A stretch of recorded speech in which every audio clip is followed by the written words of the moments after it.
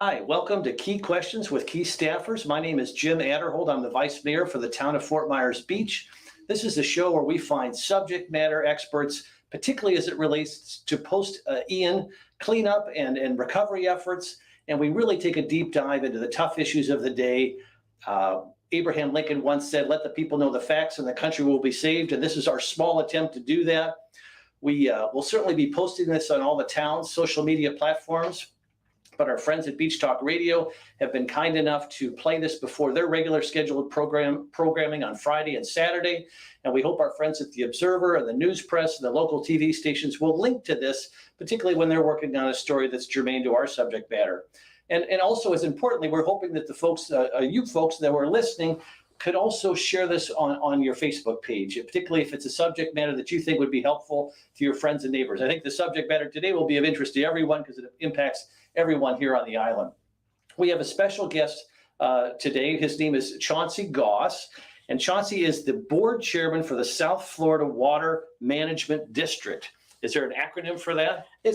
There isn't. The one to the north of us is a SWIFMUD, which is ironically the Southwest Florida Water Management District, which we are not in. We are in the South Florida Water Management District. Sometimes it's called SOFMUD, but most people just call it the district. Now, this is going to sound really dry initially, but I'm telling you what, the organization that Chauncey leads is really responsible for, and I don't think I'm overestimating, the revolutionary efforts that are occurring in Southern Florida to clean our water and to transform how the Everglades functions, how Lake Okeechobee functions, the Caloosahatchee. It is going to be, we're talking billions of dollars that are being sent to this important task, and particularly given the challenges that we faced most recently with Hurricane Ian and now with the most recent red tide dynamic, it's really critical to talk about this and to encourage people to get in touch with their members of Congress, their state legislature, support the governor, the president, just to support these efforts, which are really ongoing and substantive. And I want to help tell that story this morning to give people not only to find out where we are today, but also give them a message of hope that the future is very, very bright down here from a quality, clean water standpoint. So, Chauncey, as we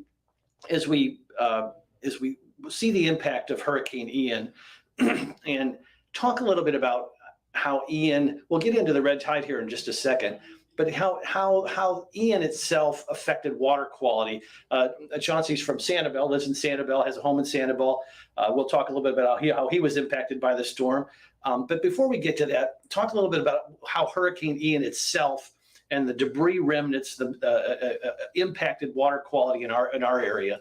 Well, hurricanes are natural disasters, as you know, and so when we have natural disasters, we have things that our systems are basically designed to deal with averages, and we can do very well with the averages. When we get into those natural disasters, we get away from the averages, and that's when our systems become overwhelmed. So that's what we generally see happen as a district, and that's what we try and work around. So before a hurricane, what we'll do is we've got 2,000 miles of canals. We'll start, when we know, and our meteorologists are very good and they work closely with the National Hurricane Center, when we know where those hurricanes, where we think the rain's going to come, we start moving water out of those canals. We prepare the system, as it were.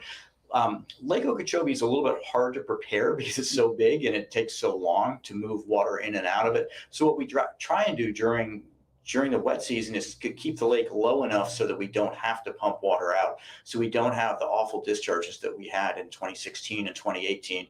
And we were able to do that this time. So we're pretty happy about that. But having said that, we got a ton of rain. So that rain didn't just come on Lake Okeechobee. It came all throughout our watershed.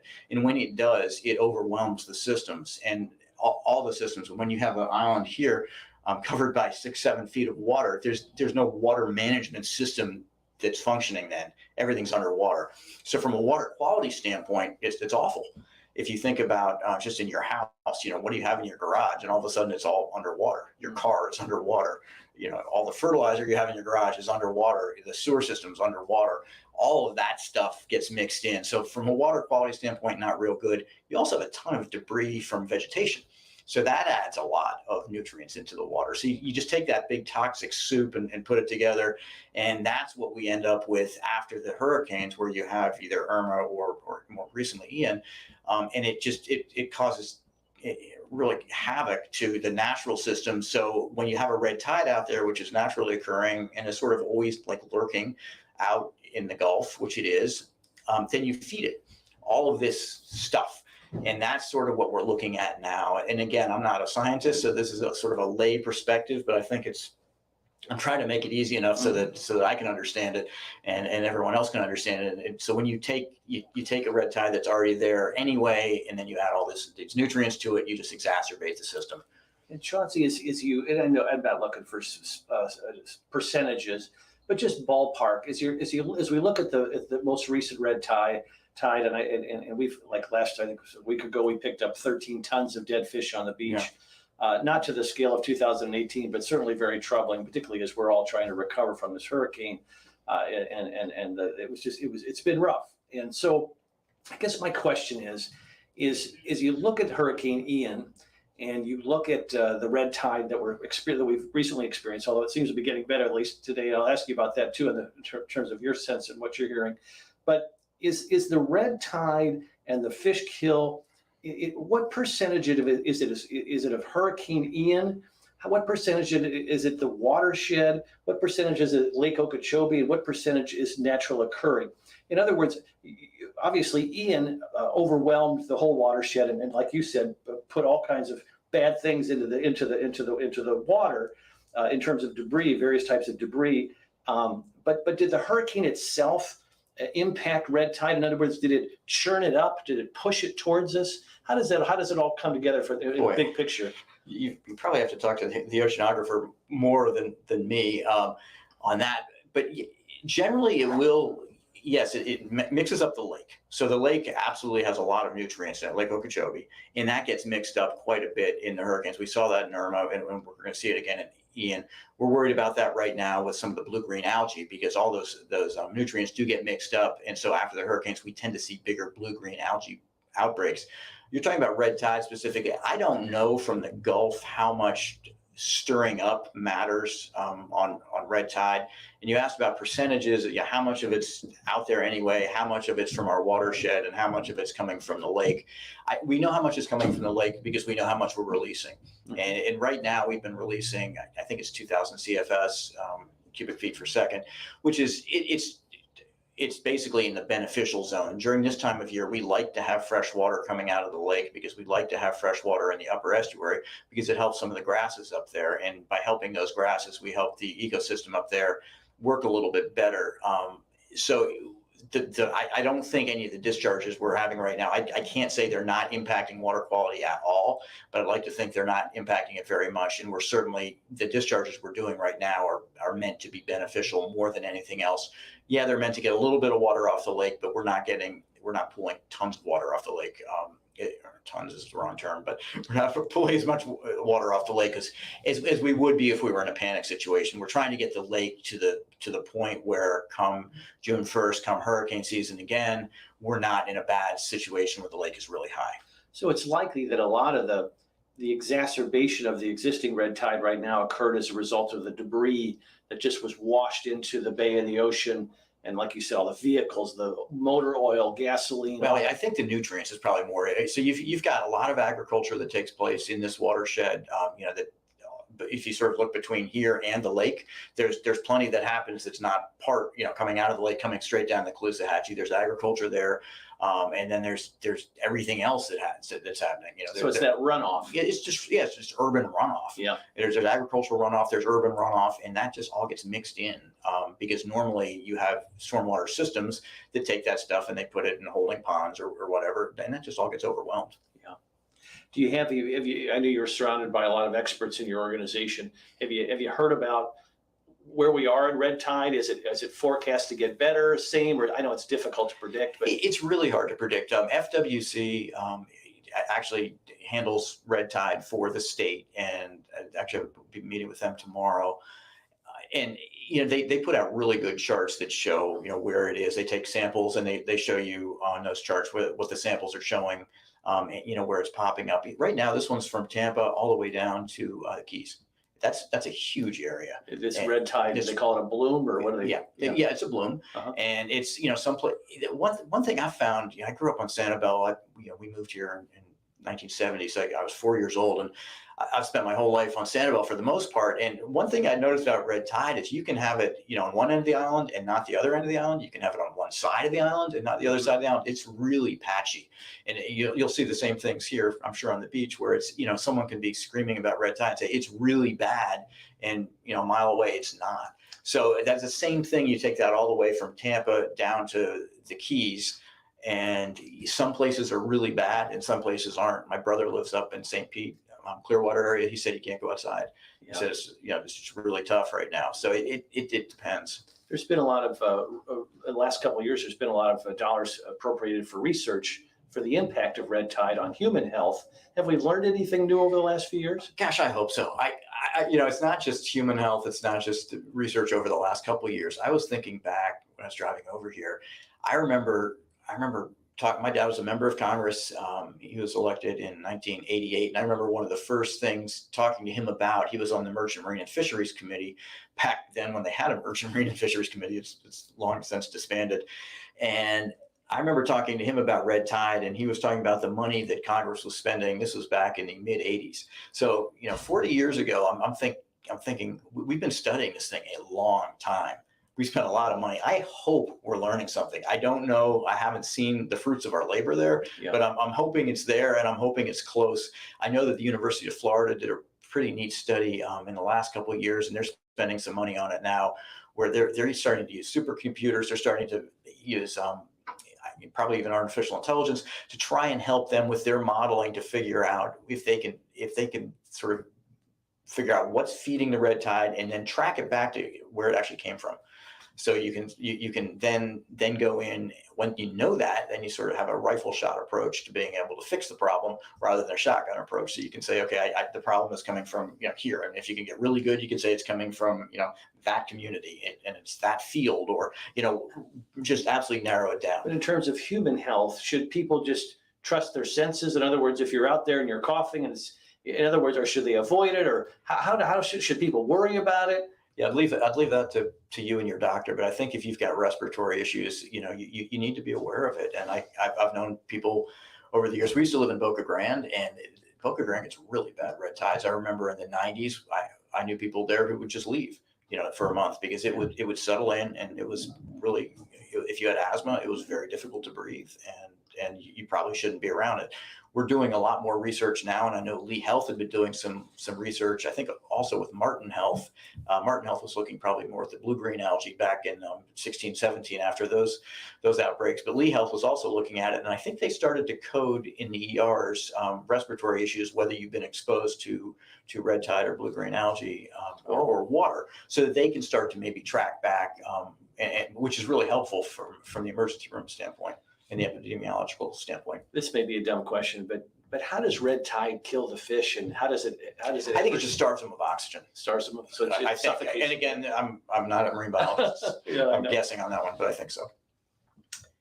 So, as I follow this issue, and I've been in public service for 35 years, and in politics to some extent, and I was here in 18, and it was really apocalyptic, quite honestly, in terms of a red tide and fish killing. Oh, God. There were mountains of fish, and I'd never seen anything like it. Bulldozers literally we were living on the beach, and it was again apocalyptic. I've never seen anything like it, and it was great to see. We had a new governor come in, new legislature, and they took a whole fresh approach. And normally, again, being somewhat cynical in politics at my age, you generally hear this rhetorical flourish, and then all of a sudden nothing happens.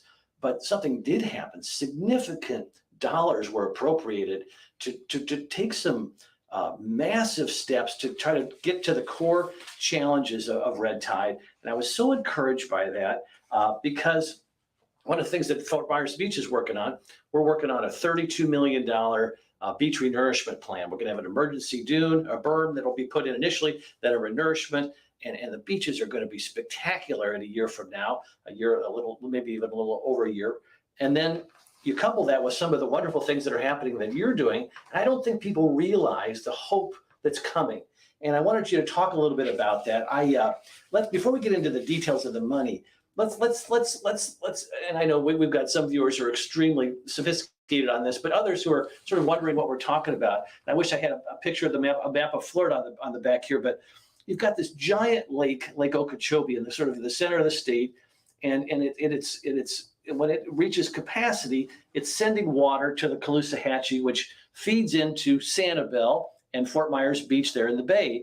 And one of the things you guys are talking about, and I want you to get into the more granular talks, but you're thinking about using some massive reservoirs to catch that water so you can control the flow better, but you're also going to potentially clean that water as well before it comes down the river. Is that an oversimplification? Sure, but it's accurate. Okay. So it's okay. But again, the other concept is, years before we had all this development here in Florida, the water would flow south. And we've done a bunch of stuff over the years to the Everglades, all these roads that go across east to west that have blocked that water from flowing south. And as the water flows north to south, going through the Everglades and all these marshes, it gets naturally filtered and cleaned. And we've eliminated through our intrusion a lot of that cleaning process that occurs. And so explain a little bit about, we've got we've got a river that goes east, we've got a river that goes west, which is the Caloosahatchee. And it seems like we have a reservoir for each of those that's under construction, one of which I think is almost done, if not done. And then ours is the C43 reservoir. Talk a little bit about what that is. I don't think people have any idea how huge these things are. Yeah, they are huge. Let me start by trying to put everything in context, and that might help, especially for those of you who are familiar with this. Bear with me. For those of you who aren't, I think it'll be helpful to try and understand how we got where we are. And it goes back to the hurricanes that we had sort of in the 20s, 30s, and 40s that really devastated the lake communities and flooded eastern Florida, southeastern Florida, to a point where the federal government became involved and came up with something called the Central and Southern Florida System, the CNSF. And that's where the South Florida Water Management District came in. And our job with the Corps of Engineers was to drain the Everglades. And the Corps of Engineers is really good at doing their job. So they drained the Everglades. The problem with doing that is the Everglades, it's really not good for the Everglades to drain the Everglades, because the Everglades is an incredible ecosystem. It's the only one like it in the world, and you don't want to drain it the way we did, which is, as you said, pumping water straight east and west. You want that water to sheet flow south.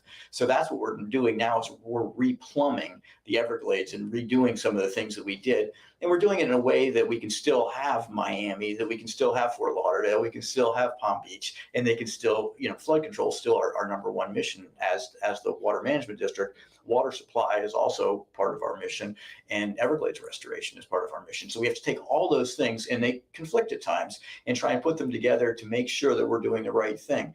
Going back to 2018, the devastating red tide we saw here, we had then candidate DeSantis come down, and he was very inquisitive and wanted to know what was going on down here. He wanted to know what was going on with blue-green algae. He wanted to know what was going on with red tide. And he took him out in a boat, and he saw this, and he said, "Oh my God." And I think his wife was with him, and he said, "This is just awful. This can't happen. Why is it happening? What can we do to stop it?" And he really became involved in it. And he has been just an incredible advocate for it. And when he had his first budget, I think it was the second or third day in office, it was his first executive order. He said, "We're going to spend $2.5 billion as a state to try and address these issues over the next 4 years. Over the next 4 years. And that was his first term. And he actually exceeded that with the legislature. So we say thank you to the legislature, thank you to the governor. And we, the Water Management District, are part of the executing agency for that. So then he was reelected, and he's just come out with a new executive order. He wants to spend $3.5 billion over the next 4 years. So we have an incredible amount of resource to be able to do what we're trying to do. And what we're trying to do is something called the Central Everglades Restoration Plan, or SERP. Before you start on that, because we're talking about the funding has been amazing. The last year of the previous administration, I think there was $250 million that was appropriated. I've heard big numbers potentially from this administration. Have we seen a number yet from the feds yet? And has any money arrived yet, or where are we on that, on the federal side? He released, President Biden released his budget on Thursday. It was what they call a skinny budget, and it didn't have details, and the details should come out today. I don't know what's in it for. What about the first 2 years? The first 2 years, last year we saw some money for the southern reservoir, which we need, and there was also some money in the infrastructure bill, I believe. Okay. So we are getting some money from the federal government, and as part of SERP, we're in a 50-50 cost share between the state and the federal government. And what that's for is, I think there were 68 or 69 projects identified in SERP that are supposed to be built. This was 23 years ago. It was in 2000 that SERP was authorized. And Dad was actually a member of Congress back then, and he actually voted for this bill. So it's 23 years later. We have not finished many of those projects. Yeah. And going back to what you were talking about, probably the best ways to deal with the water that we have in South Florida, we get 52, 53 inches of water a year, but we don't get, an inch of water a week. We get, over the last 3 months, I don't think we've had any rain, and then we'll get it all in the summer. So we don't have a very good way to store water. And that's what we're trying to do, is we're trying to figure out how to store water. We can't go down because we're Florida. So what we're doing is we're going up and we're creating these reservoirs. So we've got 3 reservoirs planned right now. One was just completed. That was over on the east coast of the C-44 in the St. Lucie. That's in Indiantown, Florida. C-44 is basically the St. Lucie River. Mm-hmm. We've got one on the Caloosahatchee River, which is also called the C-43, and that is in Hendry County, right after you go over the line, right before you come into LaBelle. It's on your right as you're driving into LaBelle. And you were talking about the size of these things. That is our middle-sized reservoir, and it's 6 miles by 3 miles, which you could just take in your head and go, okay, 6 by 3, that's big. But then you think of, okay, on Fort Myers Beach, what is 6 by 3? I don't think you're 3 miles wide anywhere on this beach, is my guess. So and then take 6 miles, and I don't know how far 6 miles. I don't know if that's beyond Publix. I don't know. Yeah. From where we're sitting now, it's a big area. And that's it's like 10,500 acres. Yeah, Then when you start going into acres and acre feet, you absolutely lose me. But it's monstrous. It's huge. Yeah. It's huge. So that has been under construction for about it's been more than 4 years, but primary construction 4 years now. It's a little behind. We're working on that. The contractor's fallen behind, but we're trying to rectify that now, and then that should be done in the next couple of years. And then that's going to be great, because that allows us to store water during the dry season, so that we can put it back, or during the wet season, so we can put it back into the system when we need it. So C-43 for the Caloosahatchee, because it originally was predicted to be done 2023, right? It was. And so what's the hope then on that at this point? We're probably about a year behind. A year behind. So 2024 is the goal? I think so. Okay. And so the C-44, which is the St. Lucie, which goes into the Atlantic, that's done, correct? That is done. And tell me this, from a lay perspective, how does it work? So that'll work a little bit differently. And since the C-44 is not in my backyard, I don't know it as well. But generally, the theory is you take water off of the river and pull it into these reservoirs. And what that one can do is, there's a big stormwater treatment area, which is basically a huge marsh that cleans the water. So we have the land over there, and we are cleaning the water in the St. Lucie, and it's working really well. The stormwater treatment area there is beautiful. It's just a huge marsh. So if you want to go birding, it's a great place to go birding. On this side, we did not have the land for a big stormwater treatment area. So we're going to be treating the water a little differently. We're going to be treating it chemically, I think, with alum, to try and knock some of the nutrients out of it. So when the water comes back into the system, it will be treated, but it won't be treated naturally as it was in the marsh on the East Coast. And then the sort of the crown jewel of all of our water storage right now will be south, and that's the EAA, or Everglades Agricultural Area Reservoir. And that thing is enormous. I don't know how many miles it is. I should, but it's bigger than the C-43 reservoir. We broke ground. The Corps of Engineers is building that, and broke ground on it last month. Is the one you just referred to in the C-44 that is done and open? Is that providing any help to Sanibel and Fort Myers Beach? Probably not. It probably is if it's providing help to anybody, it would probably be Fort Pierce and in that area, and over on the St. Lucie side. Because they can only take so much, right? Yeah. C-44, and it can only go so much through the St. Lucie, right? Right. Okay. And then so when C-43 is done, the water that would come down through the Caloosahatchee to Fort Myers Beach and Sanibel, that'll be deposited in this basin, or what? Not all of it, but what we can do is pull some of it off. Uh-huh. So you can pull off however many hundreds of thousands of acre feet, and I've forgotten. But it's monstrous, yeah. You can pull off a lot. It's again 6 miles by 3 miles. It's a lot of water, and you can treat it, which we do, and then you can put it back into the system when you want it. So and that's the key, is making sure you can put the water back in, because again, we get enough rain from the sky. We just don't get the rain when we want it. This helps us. It's quality, quantity, timing, and distribution are sort of the 4 things we look at as a water management district. This helps us with that, because it lets us manipulate the And Chauncey, distribution of it. when that's all up and running and functioning fully, that means less nutrients will be going down the Caloosahatchee and feeding red tide, or exacerbating red tide, exacerbating blue-green algae. But will it have any other impact? In other words, let's say red tide's not flourishing at that time. Will it actually make our water cleaner? Well, Will we see it? I don't know if you'll see it, but it'll help. It'll help with the discharges a little bit, which is something we really want to have happen, obviously. And when we have the EAA reservoir finished, that's going to help with the discharge. I mean, all these things work together. So if you look at any individual component, they do something, but when they are all working together, the sum of their parts is much better. Mm-hmm. And that's why we're trying to get all of the SERP projects done, so that we have that. And we're not there yet. Within the next decade, we will, but we're not. So every single one of these that comes online gives us that incremental benefit. But we're in, it's hard for me to attribute how much any single one of them is going to do. I'm sure someone can, but we've got really smart modelers who could. But I think I read somewhere where C43 will literally cut the amount of nutrients going towards our area by half, roughly. Right? Is that fair? Maybe coming from the lake. Yeah, that's what I mean. But coming from the lake, maybe it will, and I don't know. I should probably know that number, but I don't. It won't do anything for our watershed, and there's a lot of water coming from our watershed. Those are separate issues that we can work on as a state, and we are working on as a state. But it'll certainly help discharges coming out of the lake. So that you got 2 issues with discharges coming out of the lake. One is the quantity of it, and it's going to help with the quantity, so we can hopefully get rid of those really heavy discharges. And we can get some discharges when we want them during the dry season, and then also help a little bit with the quality. And again, I'm no marine biologist either, but as that water comes down the Caloosahatchee, that's obviously fresh water. When it runs into Sanibel, Fort Myers Beach, it hits the salt water. But it's important to have that Caloosahatchee flow at a certain level to keep the fresh water where it needs to be. Like you said, the grasses will flourish.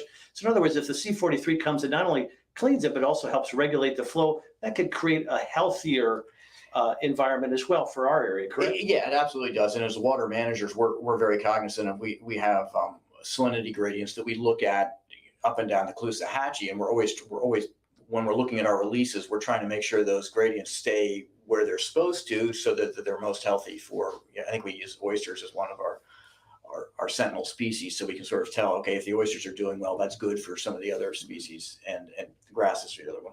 And that would mean the fish would flourish. Exactly. Correct? Better fishing, better everything. Where that fresh and salt water come together, it makes the estuary, and that is really the nursery for all the fisheries. Excellent.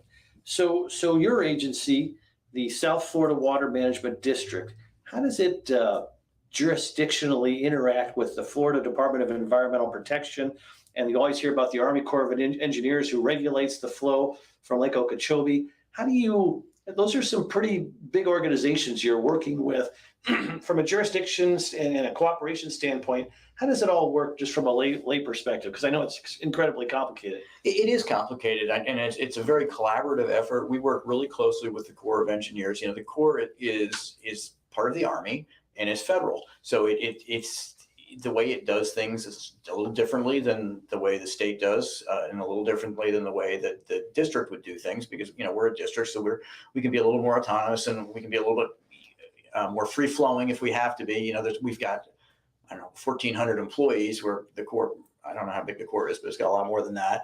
And then the state DEP we work very closely with as well, and we work the DEP helps us coordinate with the way that the governor wants to go for his policies, and we work really closely with Secretary Hamilton from DEP, and that's a good working relationship. Our executive director, Drew Bartlett, used to work at DEP. He worked at EPA before that. He's got just a phenomenal career of working in water, so he knows everybody and knows everyone's as you said, everyone's got their sort of their lane. So it's understanding everyone's lane and making sure that we're all working together to make sure that the public gets what they should be getting.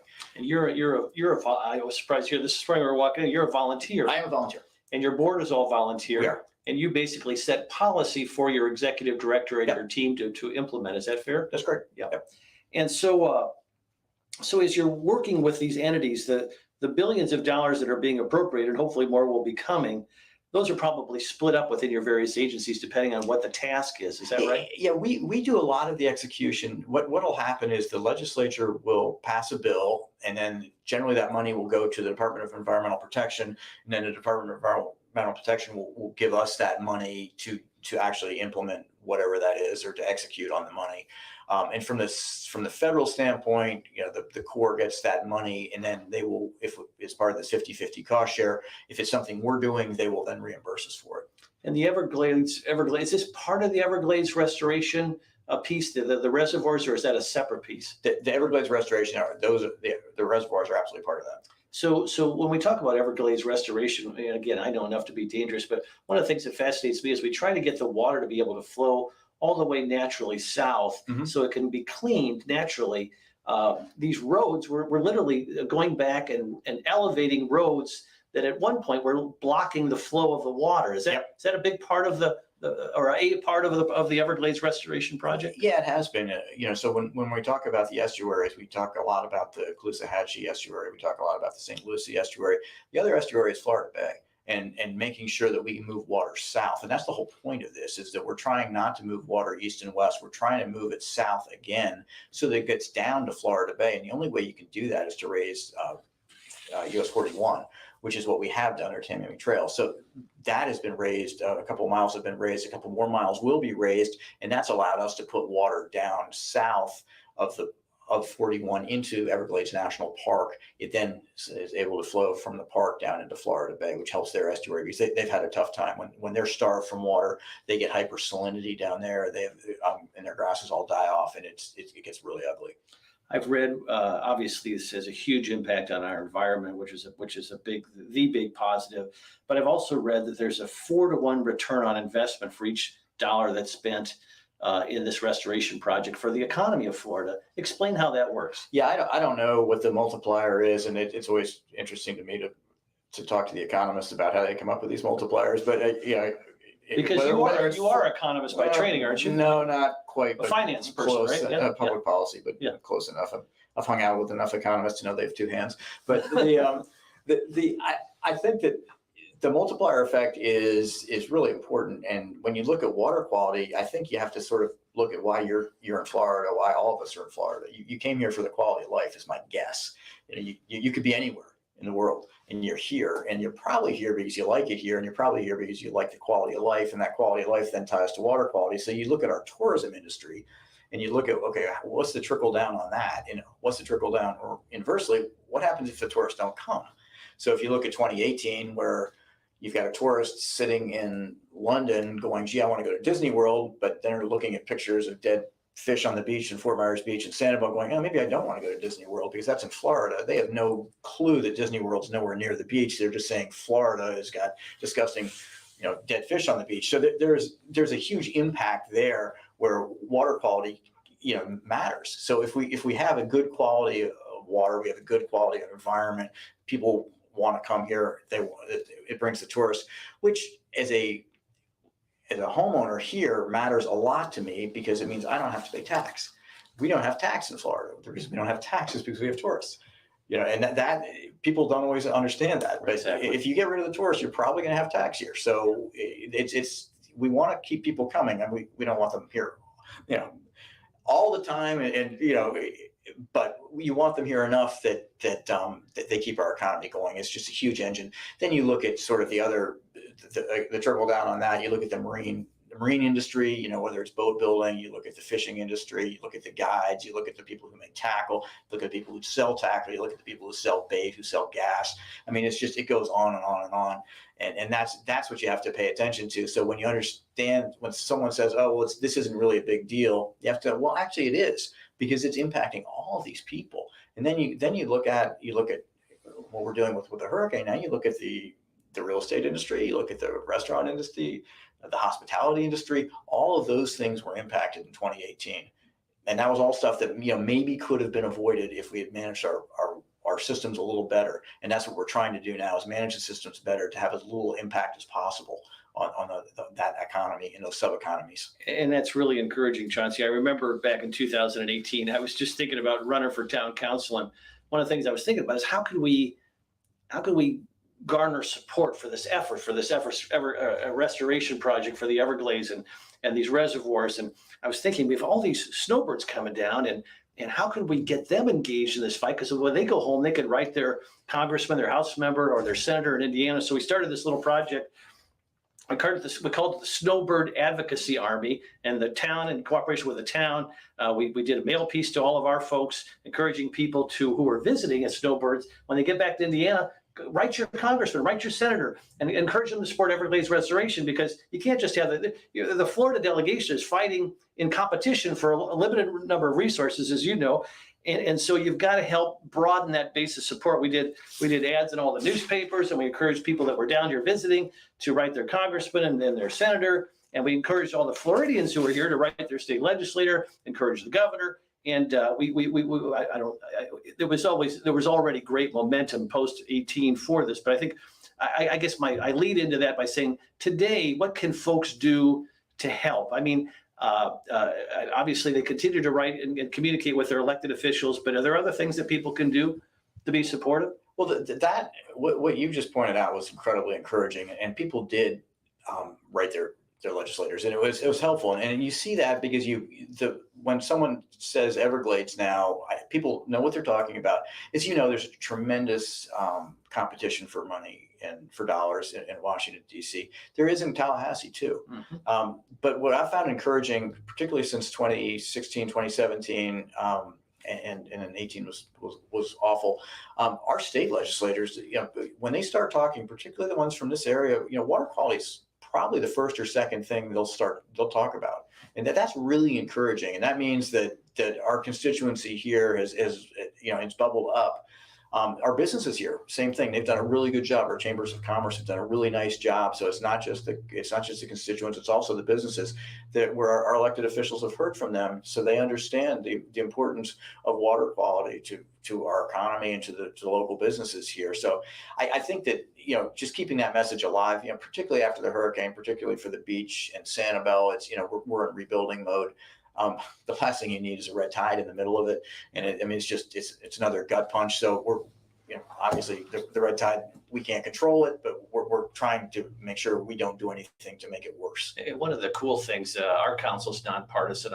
Is yours nonpartisan as well in Sanibel? Yes. So one of the cool things about this issue, this quality water, the Everglades restoration, it really has become nonpartisan. I don't know anybody who's against it.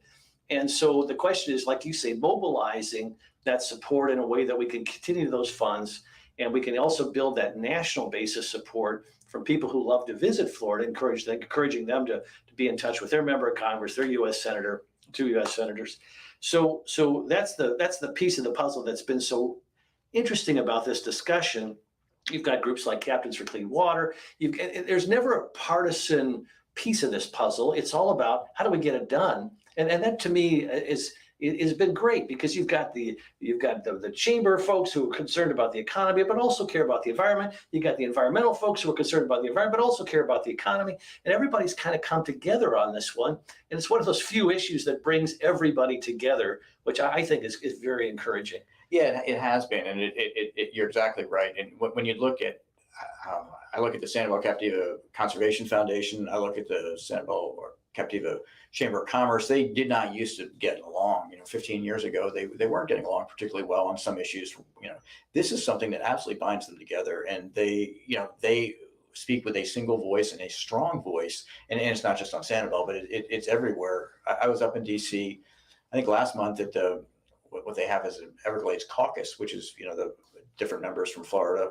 I think they're all from Florida, and you're right. They're Democrats and they're Republicans on that, and it's wonderful to see. We have Debbie Wasserman Schultz and Mara Diaz-Balart, who are both senior appropriators, both different parties, but both focused on the Everglades and focused on trying to get the money that we need to be able to finish these projects, so that the negative consequences don't impact us here in Southwest Florida. So that's really encouraging. In terms of what people can do down here, talk a little bit more about the watershed concept. I mean, explain what the watershed is, and let's use Lee County for an example. I know some of our county commissioners have been leaders on this on the clean water issue. What can we be supporting from Sanibel, Fort Myers Beach, Lee County to just improve our own watershed that feeds into the Caloosahatchee? It's basically it's best management practices, whether you're in agriculture or whether you're a homeowner. It's figuring out what those best management practices are for managing the water that's coming off of your property and then going into waters of the state. And if you go to SCCF, Sanibel Captiva Conservation Foundation is one, and I keep coming back to them because I'm familiar with them, but they've got really good documents and things that, a fertilizer ordinance is something, I don't love regulatory policies, but maybe that's something that you want to look at as a town if you don't have it, or even if your town doesn't have it, you don't even have to have your town have it. You can just go, look, I'm not going to fertilize during the rainy season. I know better than that as a Florida homeowner, and I know that's not the responsible thing to do. My grass doesn't need it, and it's bad for our waterways. So it's things like that you just, xeriscape planting is another one. Native planting is another one. What's xeriscape? Xeriscape is something, it was big, and I'm going to get a little bit out of my lane here. It was big maybe 10 or 15 years ago, and it was using plants that don't use a lot of water. So you see a lot of rock lawns. That was, and I think xeriscape is more than rock lawns, but it was getting away from plants that use a lot of water. But I think that you can do that pretty effectively by using our native plants, which don't need, sort of by their design and the fact they grew up here, they don't need a lot of water. We don't have any septic tanks here on Fort Myers Beach, but I know Lee County still has some, and I think they're working to clean those up and make sure those are functioning well. Yeah, septic's an issue. Sanibel went to central sewer a long time ago, and it's very expensive to do. Some communities can afford to do it, others can't. And that goes back a little bit to what I was talking about, where we're doing better monitoring, and we're spending a lot more money monitoring, particularly as a district in a state. And one of the reasons we're doing that is that allows us to be really effective when we say, septic is an issue, because then we can look at where it's an issue, because it may not be an issue everywhere. It is, some places are fine. Other places aren't. And it's finding those places that aren't and then targeting them and saying, hey, maybe you guys need some help, gals. So we'll come in and help you. And there is money there. There's state money there, whether it's a revolving fund or I'm not sure exactly how it's set up, but there is money. There's assistance for the town, for the unincorporated areas in the county to help address those areas. So if we know we've got a hot spot, if we know this area is really causing us a problem, we've just got a lot of stuff coming out of there and we can see it and we can see, it pop up, then we can address it. And that's what I'm hoping that we can do, rather than having the blanket shotgun approach haven't worked particularly well. It spooks people, and once Tallahassee gets spooked, things tend to not to happen, which I understand. So what you have to do is not spook them by saying, look, we're not going after everybody. We're going after the people who can be the most, we're going to see the biggest bang for buck. Now, Chauncey, it gives me great peace to know that you're leading this massive organization, and you live in Sanibel, and Sanibel really is on the front lines of what comes out of the Caloosahatchee, as Fort Myers Beach is, to a similar extent. And so, talk a little bit about your history in Sanibel. I know you were on the town council in Sanibel. Your dad was a member of Congress. I actually served as a staffer with your dad. Your dad was also on the Foreign Affairs Committee. Yep. And my boss was on the Foreign Affairs Committee, so I got to see your dad quite a bit, because I think they were both on the Western Hemisphere Subcommittee for a while. Yep. And that was a fascinating time for me in Washington. As a son of a congressman, did you live here in the district, or did you live out in D.C.? No, Dad didn't run for Congress until I was out of college. Okay, you were already out of college. Yeah, he was back when I was young, when I was growing up on Sanibel in the 70s. Dad became involved mostly in local government, and he and some of his friends they incorporated Sanibel, and so he was the first mayor of Sanibel. Okay. And they were very, very much in favor of home rule and pushed for that. And so he served on the city council and then he became a county commissioner and for District 1, and did that for a couple of years, and then he ran for Congress. So for me, it was growing up knowing sort of what land use planning was, knowing what a comprehensive land use plan was, and a rate of growth ordinance and other things like that, most kids don't. We're revising ours right now this year. Go. Yeah. Most kids don't spend a lot of time talking about it around the dinner table, but we did, because that was what, Dad was doing at the time. Did your dad service, because I know it's a burden, and there's a lot of constituents calling at home, and there's a lot of meetings he has to attend. Did it make you more likely to be involved or less likely to be involved in public service? Obviously, you're heavily involved, but much more. The political side, I mean, not to get too personal, I don't love politics, and I do love policy. Yeah. So it's just to be involved, to try and be able to make change and affect change is great. The political side of it can get a little ugly at times, but it's just. How'd you get drawn into the Sanibel Council? Let's see. There was an opening. Were you running for an open seat, or was there a vacancy you got appointed for? It was an open seat. Yeah. So you ran for the town council. I did, but there was. Yes, I'm trying to remember, but that sounds like not that long ago. But I ran, and it was. There were three of us. I can't remember. I think the way Sanibel does it, I think there were 2 seats open and maybe 3 people running. So that's the way it worked out. Yeah. And then how did you get involved in your current position? I don't really know. I knew the governor a little bit when he was working in DC, and I talked to him about some water quality issues, and he had just sort of stayed engaged over time. And then when he was running for governor, he was very engaged, particularly because it was 2017, 2018, and things weren't great. And he sort of knew how bad it was down in Southwest Florida. So we would have a lot of discussion then.